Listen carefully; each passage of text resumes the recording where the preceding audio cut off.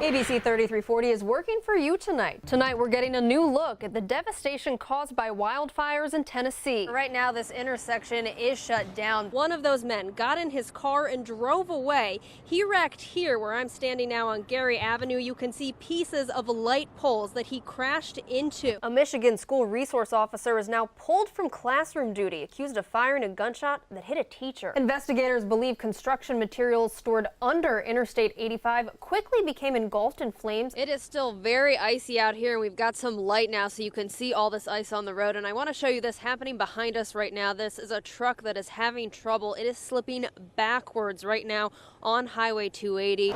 New at 10, a Jefferson County family has a long list of home repairs after a vehicle drove through part of their home. Joe, we have breaking news. Right now, police are looking for suspects involved in a shooting and attempted robbery. Birmingham Fire is reporting that a person has died in this house fire. A trial challenging the constitutionality of mental health access in prison is underway right now in Montgomery. A trial about prisoners' access to health care is expected this spring. ABC 3340's political reporter Lauren Walsh is looking into how the outcome of the trial could affect taxpayers. Lauren? Right now, a new charge added for the suspect accused of causing the collapse of I-85 in Atlanta. The potential sentence he could be facing. And it's back. The UAB football team hit the field for their spring game, the first since the program was shut down in 2014. We'll take you to the action. Live from the news team that's working for you, this is ABC 3340 News at 6. Tonight, this man is charged with arson in connection with the fire that caused a portion of I-85 to collapse Thursday. 39-year-old Basil Ellaby not only faces arson charges, but also a first-degree charge of criminal damage to property. Investigators say Ellaby is homeless and the fire was set intentionally, but they haven't said why or how. If he's convicted of first-degree arson, he could face up to 20 years in prison. His next court appearance is set for April 14th. State officials say it will take months to repair the north and south sections of the interstate. And new developments now on two men found dead in a burning car. Their bodies so badly burned they couldn't be identified. Friday night, police were called to 15th Street, Ensley, to a possible garage fire. That's when they found a car on fire. Once the fire was out, investigators found a body in the backseat of the car and another in the trunk. Investigators believe they were shot. If you have any information, call Crime Stoppers at 254-7777. The UAB football spring game is a day some thought would never happen again. But today, players hit the field for the first time since the football program was shut down in 2014. Many hope it's here to stay. ABC 3340's Patrick Thomas spoke with fans, students, locals, and former players. Patrick, there's a lot of buzz about what this means for the school and the city. Melanie, people I spoke to say, live in the newsroom, Patrick Thomas, ABC 3340 News. And coming up later in sports, we'll have highlights from today's spring game and post-game reaction. And Megan, it was a beautiful day to be outside for that game or just outside in general. Plenty of sunshine and temperatures almost reaching the 80s. Yeah, that's exactly right. Today was a bit, so stay with us. Thanks, Megan. Today, the Jefferson County Department of Health celebrated their 100th year, and they did it with a bang. To kick off their centennial and Public Health Week, they had a band, DJ, food vendors, you name it. It was all at Railroad Park. The Department of Health also offered free screenings to anyone who needed it. The issue is, a lot of people don't have health care insurance.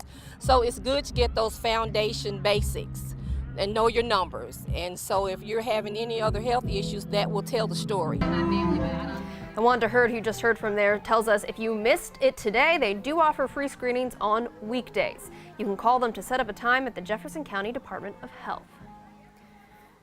Coming up, no time to get to safety. In the middle of the night, water and mud surged through a town without warning, and the death toll continues to rise. The details after the break. And later, spring means baseball. A look at why the sport is trying to appeal to more young people. Coming up. And we have sunshine today, but we are tracking rain on the way for the beginning of your work week. An hour-by-hour forecast is next. Stay with us. Right now in Columbia, the death toll continues to rise in a mudslide that has killed at least 127 people. Officials are expecting that number to rise. The country's president saying, "We continue to search." The Red Cross says 220 people are missing and 400 were injured. Water from 3 overflowing rivers swept through the city of Macoa overnight. Officials say many people living in the city didn't have enough time to get to higher ground.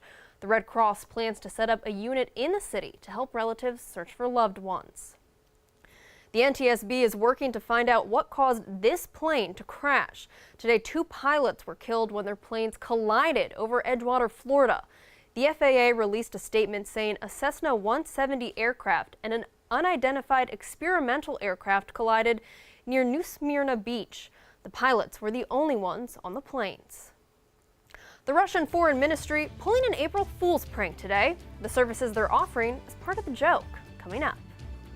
This is where Kathy Davis and her family rode out the tornado that ripped through Hackleburg April 27, 2011. My husband came back in there and said the sirens are going off somewhere, said you're going to have to come on. So we took off and come down here. She remembers exactly what she was doing before getting into the storm shelter. I had bought $72 worth of groceries that day. And what it was like sitting in the small shelter for nearly 3 hours. They say it sounds like a train. No, it don't sound like no train. It sounds more like a jet just sitting on top of you. And that's it. You could hear stuff hitting the top of the storm cellar, and I thought for sure that it was going to come off. Davis's husband and son held on to this chain to keep this door closed and keep them alive as the storms moved through this area. When they did get out here, she couldn't believe what she saw.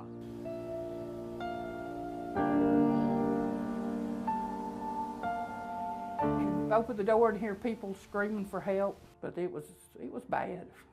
There was, like I said, it just looked like everything was just dead when you looked out. Totally dead. I wondered how many people were still alive. Davis says everything in her neighborhood was destroyed, including her family's house. The only item they managed to save, part of their old front porch. Their new home now sits on top of that. Whenever you don't have nothing left and you're out just picking up pieces, you try to keep everything you can. Now her house is one of just a few in the neighborhood. Bricks and slabs serve as reminders of where houses used to stand and the neighbors who didn't move back. It's different, totally different. 5 years after the tornado, Davis says life will never be the same. It was something. I hope I'd never have to go through another one. I don't wish that on my worst enemy.